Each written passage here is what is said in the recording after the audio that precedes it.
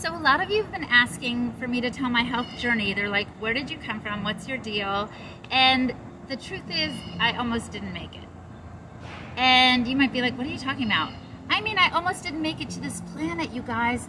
Before I was born, my mother got exposed to the German measles, and I'm sure her diet was lacking in vitamin A. The point is, the doctors knew before I was born that I was going to be born with some serious birth defect. They said I might be unable to see or speak or hear, and they actually suggested my mom not have me altogether. But she was like, oh no, I'm gonna have this baby. She was Catholic and had her faith, and she's like, I'm having this baby. And when I was born, I looked perfectly whole, which is amazing to start with. But then over time, the doctors listening closely detected a problem with my heart. There was a heart murmur between the lower two ventricles. There was a hole, so the blood was flowing in a direction it shouldn't flow in. So it wasn't oxygenating properly, it wasn't energizing my body properly, all the things. So they knew they were going to have to do surgery. And sure enough, when I was 9 years old, they performed open heart surgery. I still get choked up when I stop and think about me as a tender 9-year-old, the night before the surgery, all alone in my hospital room. I was scared. I was anxious. I was alone. My parents had gone to the movies to distract themselves from the pain of it all. And I don't blame them, because it was scary, but it was also hard to be by myself. I wake up the next morning after surgery. I have this huge scar on my chest, but I'm also given a new lease on life. They're like, you can do whatever you want. And up until that time, they were telling me, be careful. We don't want you to overexert yourself. We don't know how that will affect your heart. So I could do anything I wanted. So what did I want to do? I was like, first of all, I want to thank God, because I felt like He protected me in utero. It could have been so much worse than it was. A hole in the heart is serious, but not as dramatic as some other things, right? And second of all, I thought, I want to honor this body and live my healthiest, best life. I almost made a vow. I didn't shave my head, but I was like, I'm not going to drink. I'm not going to smoke. I'm not going to do drugs. I'm just going to shore myself up and live my happiest, best life. So where that all started was exercise. I was like, okay, I'm going to exercise. My mom said she used to get nervous because I'd be doing sit-ups, and she's like, oh my gosh, her heart is going to burst. But the doctors had sewn it up. It was fine. And it would actually get stronger as I moved about. So I was like, okay, just move, keep active, and that's the secret to healthy well-being. I thought diet had nothing to do with it until a friend of mine who was super sick with chronic fatigue said to me, Hilda, I met this woman at a health fair, and she was glowing with health, and she didn't remark on how frail I looked or anything, and she just handed me her book, Nourishing Traditions, and said, you should read this. The woman was Sally Fallon Morell, you guys, the head of the Weston A. Price Foundation. And Sally was guiding my friend to return to ancient traditions to recover her health, because my friend found no help from the medical doctors. They were like, we don't know what to do for you. She had chronic fatigue. She had heavy metal toxicity. She had all these things going on with her, and there were no solutions. So she started to change her diet in accordance with wise traditions.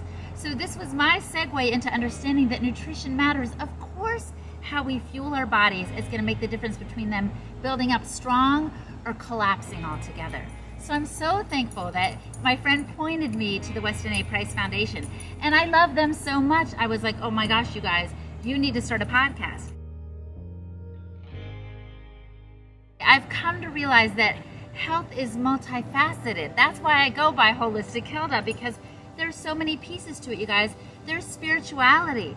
There's an emotional component, detoxing from emotional trauma. There is the importance of community and love. We can't live without that. Loneliness is actually a greater predictor of mortality rates than smoking. I'm just blown away by how important all these facets are to well-being. So you guys, I feel like I have more energy than people half my age, and actually, I know I do.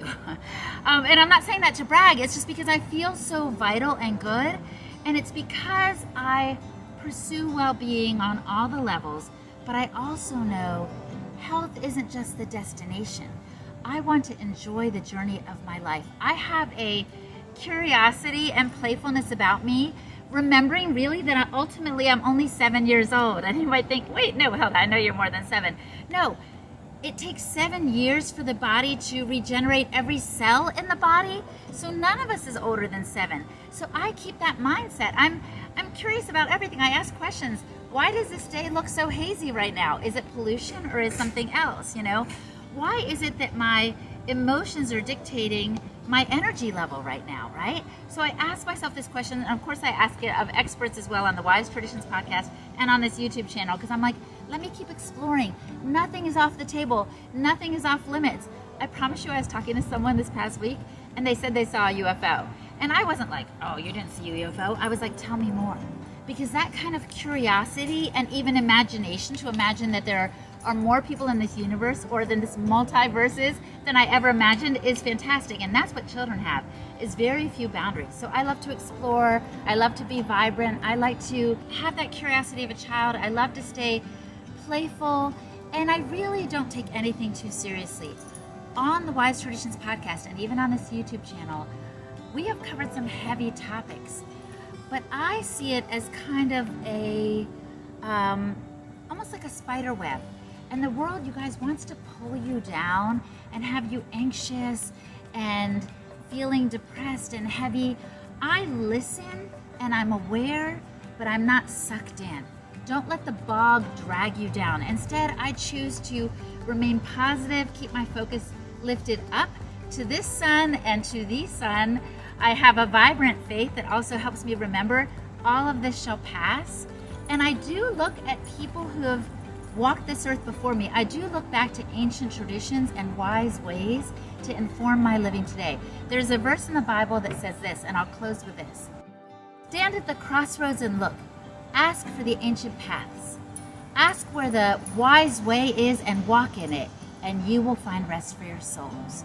So that's what I do. I don't get sucked into the morass of the media, whether, you know, good or bad or neutral. I spend more time in nature.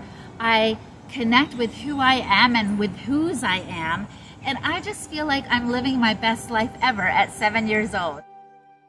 So I hope this gives you a little insight on who Holistic Hilda is, what I'm about, and I want you to be on this journey with me of discovering vibrant health, of being playful, curious, vibrant, and joyful on the journey. We're in it together. Thanks for watching, you guys. Let me know if you'd like to have more heart-to-heart talks with Holistic Hilda, or what you'd like to see on this channel. I'm here for you. Hasta pronto.